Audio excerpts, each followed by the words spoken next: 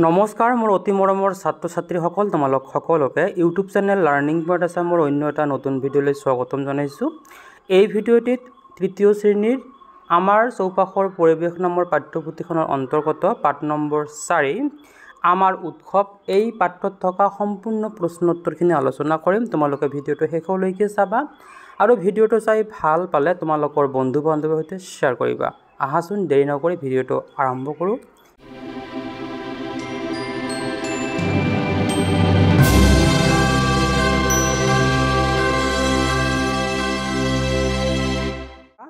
পাঠ নম্বৰ 4 পাঠৰ নাম হৈছে আমাৰ উৎসৱ। প্ৰথমতে দিয়া আছে অনুশীলনী, ইয়াৰে 1 নম্বৰত দিয়া আছে উত্তৰ লিখা। তাৰে ক নম্বৰ প্ৰশ্নটো হৈছে তোমালোকে কি কি উৎসৱ পালন কৰা। চোৱা, তোমালোকৰ বহুতো উৎসৱ পালন কৰা নহয় জানো। তো উত্তৰত তোমালোকে লিখিবা আমি বহুতো উৎসৱ পালন কৰোঁ। যিবোৰ উৎসৱ পালন কৰা সেইবোৰৰ বিষয়ে লিখিবা। তো মই ইয়াত লিখিছোঁ আমি বহুতো উৎসৱ পালন কৰোঁ, যেনে বিহু, হোলী, সৰস্বতী পূজা, দুৰ্গা পূজা, শংকৰদেৱৰ তিথি, ঈদ, বৰদিন, জন্মদিন আদি। কথাটো হ'ল যিবোৰ উৎসৱ পালন কৰা সেইবোৰৰ বিষয়ে লিখিবা। ঠিক আছে।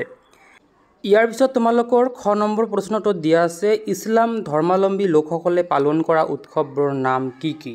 উত্তৰত তোমালোকে লিখিবা ইছলাম ধৰ্মাৱলম্বী লোকসকলে পালন কৰা উৎসৱবোৰৰ নাম ঈদ, ফতেহা ঈদ ৱাজ দহম, এই দুটাই লিখিলে হৈ যাব। ঠিক আছে। গ নম্বৰ প্ৰশ্নটোত দিয়া আছে খ্ৰীষ্টান ধৰ্মাৱলম্বী লোকসকলে পালন কৰা প্ৰধান উৎসৱটোৰ নাম কি। তোমালোকে নিশ্চয় জানা। উত্তৰত লিখিবা খ্ৰীষ্টান ধৰ্মাৱলম্বী লোকসকলে পালন কৰা প্ৰধান উৎসৱটোৰ নাম হৈছে বৰদিন। ঘ নম্বৰ প্ৰশ্নটোত দিয়া আছে তোমালোকে পালন কৰা উৎসৱত কি কি সাজপাৰ পিন্ধা আৰু কি কি খোৱা। এই প্ৰশ্নটো মই তোমালোকৰ কাৰণে এৰিছোঁ। তোমালোকে কি কি উৎসৱত কি কি সাজপাৰ পিন্ধা আৰু সেই উৎসৱত কি কি খোৱা এইটো নিজে লিখিবলৈ চেষ্টা কৰিবা। 2 নম্বৰ প্ৰশ্নটো দিয়া আছে ধৰ্মৰ লগত জড়িত দুটা উৎসৱৰ নাম লিখা। উত্তৰত লিখিবা ধৰ্মৰ লগত জড়িত দুটা উৎসৱৰ নাম সৰস্বতী পূজা আৰু ঈদ। ধৰ্মৰ লগত জড়িত বহুতো উৎসৱ আছে, তাৰে ভিতৰত দুটাৰেহে নাম লিখিব কৈছে, তোমালোকে লিখিবা। ঠিক আছে। 3 নম্বৰত দিয়া আছে খেতিৰ লগত জড়িত দুটা উৎসৱৰ নাম লিখা। উত্তৰত লিখিবা খেতিৰ লগত জড়িত দুটা উৎসৱৰ নাম বিহু আৰু কৰম পূজা। 4 নম্বৰ প্ৰশ্নটো হৈছে যে বিদ্যালয়ত পালন কৰা উৎসৱসমূহৰ নাম লিখা। উত্তৰত লিখিবা বিদ্যালয়ত পালন কৰা উৎসৱসমূহ হৈছে সৰস্বতী পূজা। আৰু তোমালোকৰ বিদ্যালয়ত কি কি উৎসৱ পালন কৰা লিখিবা। ইয়াৰ পিছত 5 নম্বৰ প্ৰশ্নটো দিয়া আছে তুমি ভাল পোৱা এটা উৎসৱৰ বিষয়ে 5টা বাক্য লিখা। উত্তৰত এনেদৰে লিখিবা মই ভাল পোৱা এটা উৎসৱ হৈছে বিহু। আমি সকলোৱে বিহু ভাল পাওঁ, সেইকাৰণে তোমালোকৰ সকলোৰে উপযোগী হোৱাকৈ বিহুৰ বিষয়ে লিখা হৈছে। 5টা বাক্য লিখিবা এনেদৰে বিহু অসমৰ জাতীয় উৎসৱ, এটা বাক্য। 2 নম্বৰ বাক্য বিহু 3 প্ৰকাৰৰ, বহাগ বিহু, মাঘ বিহু আৰু কাতি বিহু। 3 নম্বৰ বাক্য বহাগ বিহুক ৰঙালী, মাঘ বিহুক ভোগালী আৰু কাতি বিহুক কঙালী বিহু বোলে। 4 নম্বৰ বাক্য বিহু কৃষিৰ লগত জড়িত উৎসৱ। 5 নম্বৰ বাক্যটো হৈছে বিহুত নানা তৰহৰ পিঠা পনা জা জলপান প্ৰস্তুত কৰা হয় আৰু খোৱা হয়। ঠিক আছে।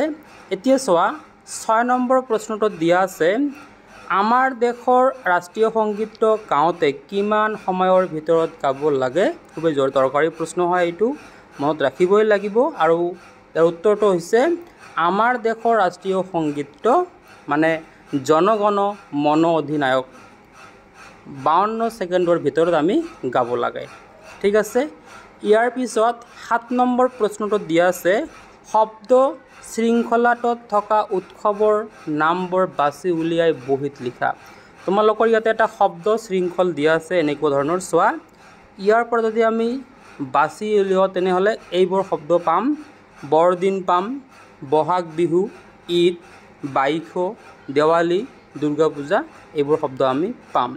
তো মৰমৰ ছাত্ৰ ছাত্ৰীসকল এই পাঠটোত থকা প্ৰশ্নোত্তৰ ইমানখিনি আছিলে। ভিডিঅ'টো শেষলৈকে চোৱাৰ বাবে ধন্যবাদ।